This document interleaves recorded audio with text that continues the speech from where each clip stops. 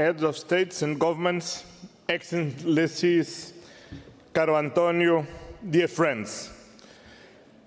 Thank you for organizing this conference and for placing Ukraine's recovery and reconstruction at the heart of the international agenda. I would like to focus on 4 pillars that must shape Ukraine's path forward: peace, defense, reconstruction, and accession to the European Union. First, peace.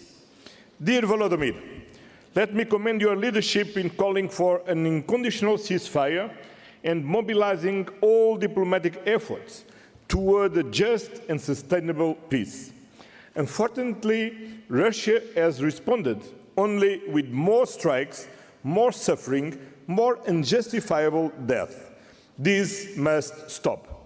From day one, the European Union has stood and will continue to stand firmly by your side to ensure a just and lasting peace.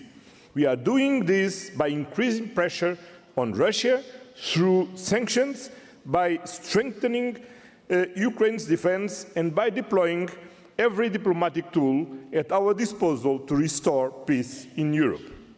Second, defense. Supporting Ukraine's defense is not only about military strength. It's about sovereignty and the foundation of economic recovery. Ukraine's defense sector is helping to stimulate local production, create jobs, and drive innovation, strengthening the country's economy and increasing resilience. As Ukraine rebuilds, integrating these technological advances will bolster national development and help embedded Ukraine and broader European industrial and defense value chains. This is a meaningful contribution to building the Europe of defense, a path shared by all member states. As President of the European Council, I will continue to encourage member states to increase investments in Ukraine's defense sector, including through the SAFE program, which offers concrete instruments for this effort. Third, reconstruction. Ukraine's reconstruction will require a massive sustained effort from the international community, one that matches the scale of destruction and the urgency of the moment. As Ursula already announced, Ukraine can count with the European Union. But it must also be rooted in justice.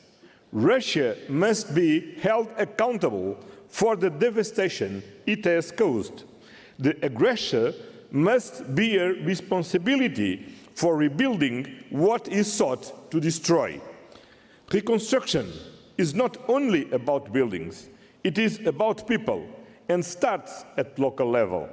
Local communities, municipalities, mayors, civil society, and the media are essential actors in this process. As a former mayor, I know how powerful civil society can be in meeting immediate needs, driving community-led solutions, and advancing the reforms necessary for the European Union accession. The European Union, including our cities, regions, and citizens, stands with you, and we will continue working with the Ukrainian people for a resilient, democratic, and peaceful future. Fourth, and finally, Ukraine's accession to the European Union.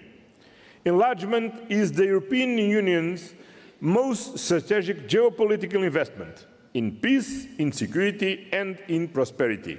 For Ukraine, accession is a commitment to democratic values, to rule of law, good governance, and peaceful and stable future.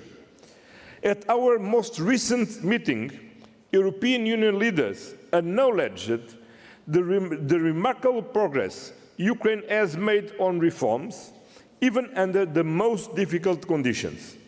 The Commission's assessment is clear. Ukraine has fulfilled all the necessary steps to open the first cluster of accession negotiations. Negotiations must now move forward.